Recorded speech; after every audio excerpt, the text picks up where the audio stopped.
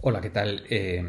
Bien, estamos de nuevo aquí en este tercer episodio sobre arquitectura y cine. Si en el primer capítulo habíamos abordado el tema del deseo del espacio público y en el segundo cuestiones sobre la ecología y la comunidad, esta vez vamos a abordar un tercer tema que también es muy importante, sobre todo en este periodo, ¿no? Que es el espacio de juego de los niños.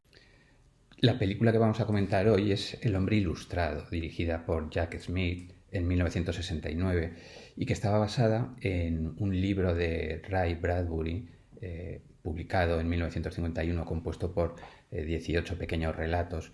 Hoy nos vamos a centrar en el relato titulado La pradera, que constituye uno de los episodios de la película. La película está situada en un contexto de la casa del futuro. Entonces aparece una casa por completo experimental, hipermoderna, toda blanca, con ciertas referencias a la tecnología espacial, ese blanco NASA inmaculado, y que tenía también algunas relaciones con esas especulaciones que se habían hecho de la Casa del Futuro por parte de los Smithson o tantos otros ensayos en la que el plástico, la fibra de vidrio pasaba a formar parte de una superficie continua y fluida.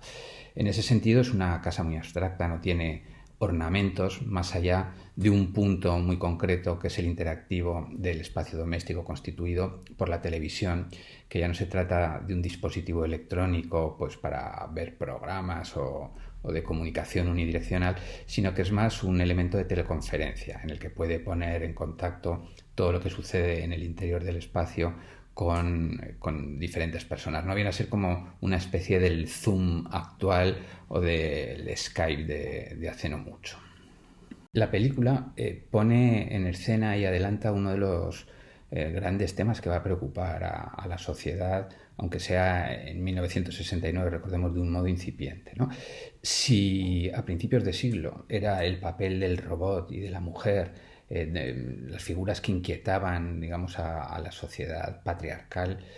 Después, en los años 60, a finales de los 60, en el 68, 69, será la juventud la que irrumpe con un poder que se había mostrado hasta entonces desconocido y que empezaba también como a poner en crisis muchos de los planteamientos de la sociedad silenciosa, ¿no? que contemplaba y que abarcaba ese periodo.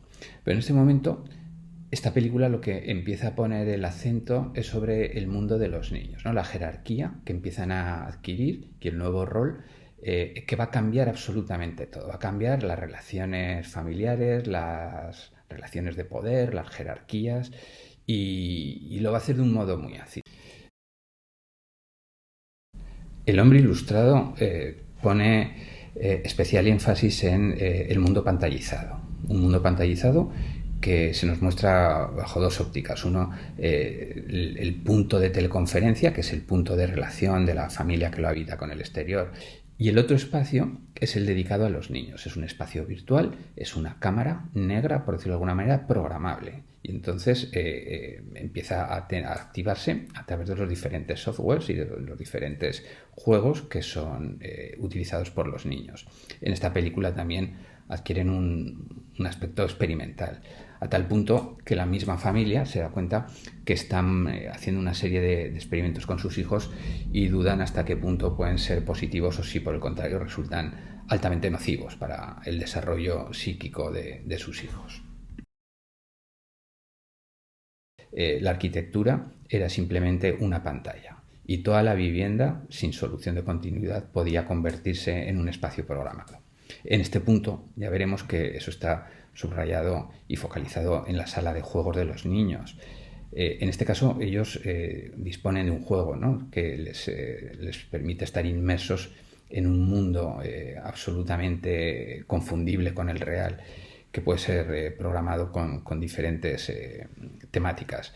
En la película aparecen dos, la de la jungla salvaje, que genera cierto resquemor en sus padres por las cuestiones violentas de la propia naturaleza, y otra pues por el mundo medieval, casi tematizado, que veríamos también después en otras películas, ¿no? Como Almas de Metal o Un Mundo Futuro.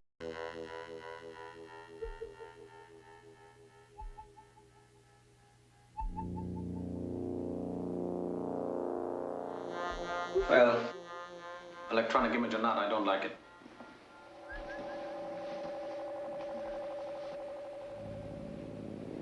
We've got to get rid of it, Carl. We'll have to talk to the children first.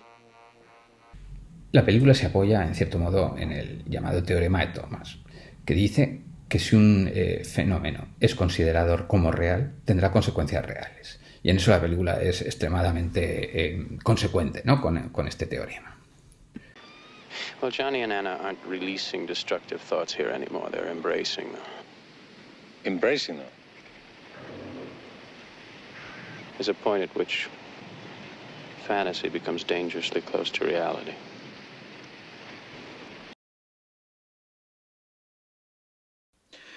Since you're asking so many questions, let me ask you a question about that fancy nursery of yours.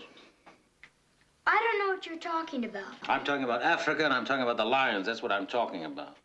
There's no Africa in the nursery. There isn't, no? Well, I think it's only fair to tell you that your mother and I spent a little time in there today. I don't remember any Africa. Do you, Anna? Uh-uh. Go see, Anna. See what we left over. She doesn't have to go see. We've both seen it already. You're mistaken. I'm mistaken. All right, we're going to find out who's mistaken. You come with me, young man. Come on. Let's go, and let's go quick. I've had enough of this now. Let's go, Felicia. We'll find out pretty quick who's mistaken.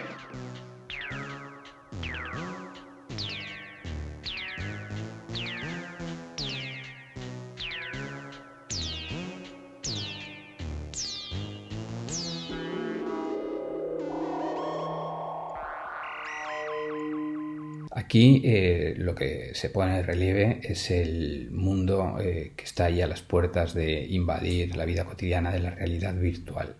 Una realidad virtual que había aparecido ya de manera puntual en algún episodio de Star Trek, o que había sido incorporado también en la serie del Prisionero en alguno de sus capítulos, ¿no?, con esa potencialidad de una nueva realidad paralela a la misma realidad que podía, digamos, ser sustitutiva.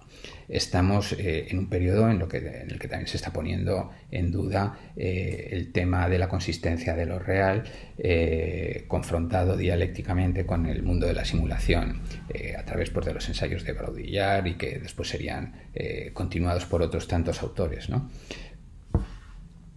Bien, esto también tiene ese punto que enlazamos con cuestiones planteadas en el episodio 2, de pensar cómo responden los espacios cuando tienen la necesidad de replegarse hacia adentro, ¿no?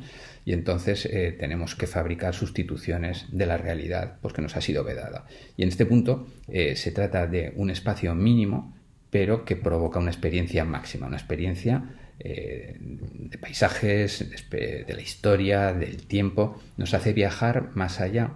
Viene a ser como, digamos, la versión digitalizada de aquellas evasiones lisérgicas, ¿no?, que se pusieron en boga al final de los años 60. Al final todas hablan de lo mismo, de un escape de la realidad, de una realidad que ya se nos ha quedado estrecha y la intentamos abordar o explorar bajo diferentes ópticas.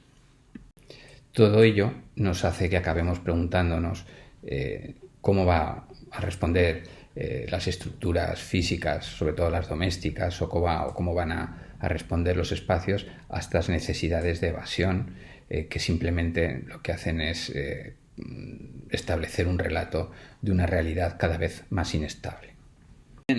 Tras estos ejemplos que hemos visto, y que en este caso está muy determinado por el carácter distópico, ¿no?, pero podemos sacar lecciones o aprendizajes de qué manera estos espacios virtuales situados en el hiperespacio son capaces de sustituir o no, en cierto modo, al espacio público canónico, de qué manera nos permiten compartir el tiempo, acciones, flujos, opiniones, y son capaces de ayudarnos a establecer una serie de lazos y vínculos que en unas ocasiones los podremos desarrollar en el espacio público, que se ha demostrado como insustituible e imprescindible, y en otras ocasiones pues tendremos esta prolongación virtual que nos ayudará a conformar un nuevo tipo de convivencia